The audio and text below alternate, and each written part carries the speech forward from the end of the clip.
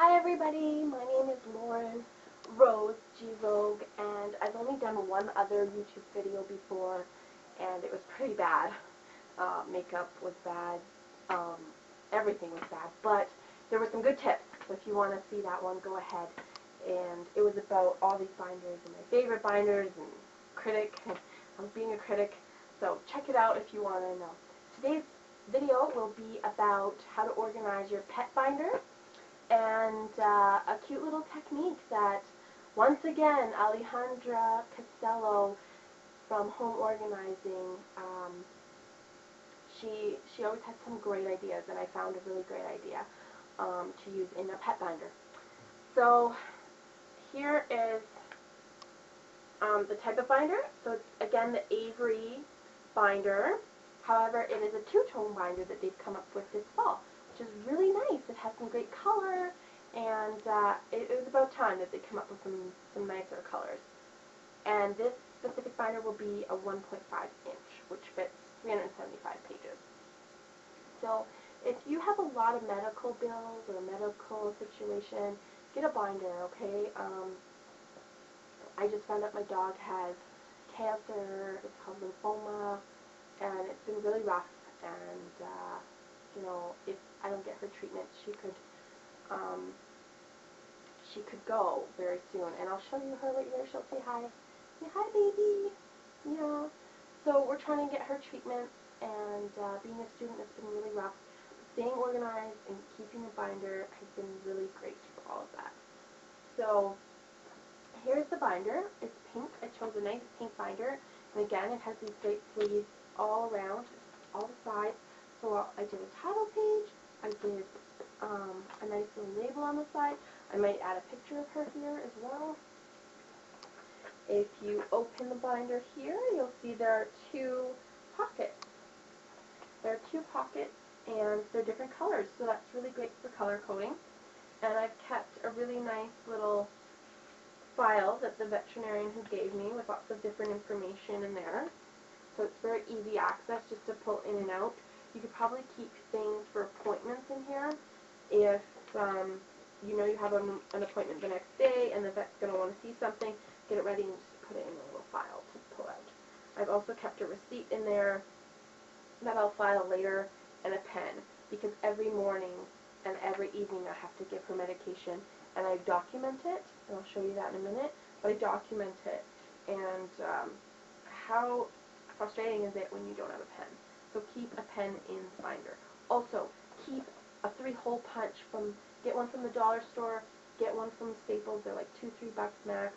Keep it in there. I do have one. It's on my desk, and hole punch it as soon as you get it from the doctor's office, and throw it in your binder so that it doesn't get lost. Okay, here is our next item. Okay, this is great. Thank you, Alejandra. It has a Velcro pocket. It has 3-hole punches. The one I bought is an Oxford one. It was the only one I could find, but it works great. I did have to re-hole punch it because the holes weren't big enough, but it works fine now. I keep all of my dog's medication in there. So this worked out really great because her medication was starting to get really complicated. There are syringes. I have to do it morning and evening, and there's different things that I need to do. So for me to just keep it with my medication, it was getting a little messy, and I didn't like that. So this pocket has been great, keeping all of her things in one place. I was keeping the pocket behind the medicine tab, but the pocket was kind of crinkling up the page, and I didn't like that. So I just put it before the tabs. And these tabs are great as well. I believe they're Avery tabs as well. And Alejandra Costello as well showed me these tabs, and I swear by them. I love them. And if you want to know how to organize, I think it's her manuals, I don't know, but I'll try to find it and link it at the bottom, her video that showed the pocket, organizing your home and stuff like that. Come here. So the next tab is calendar. I keep a nice monthly calendar, and every single day I just write down the type of medication she had, what time it was, and making sure that I keep on track of every medication I give her. Because some of them are very strong medications and you don't want to double up or forget. Okay, so the next one is a mood and food chart.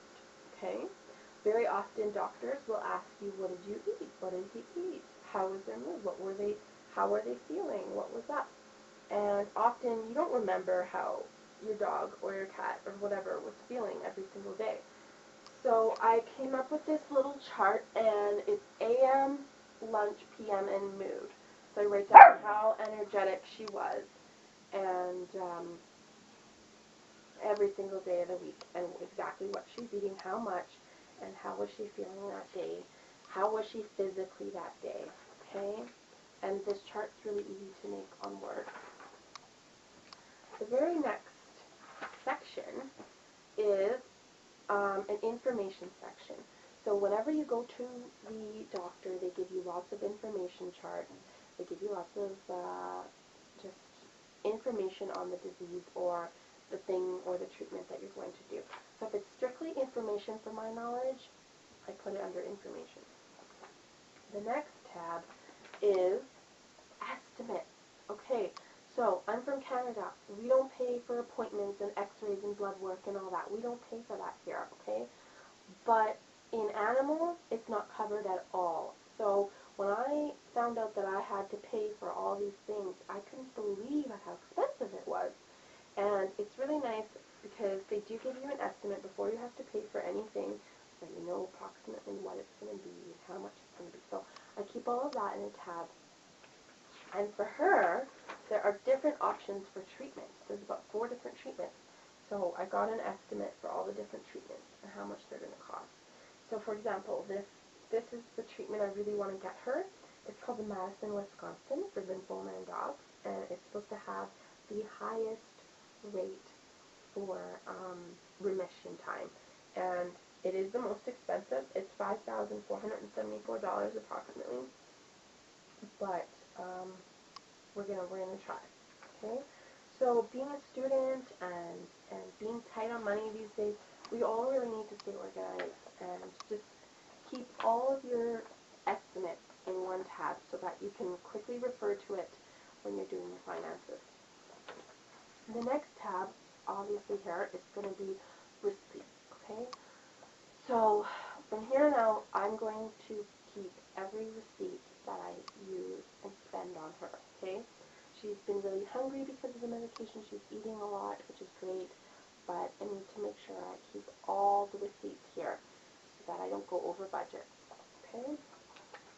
And now the next 4 tabs are extra, but I'd rather have more than not enough.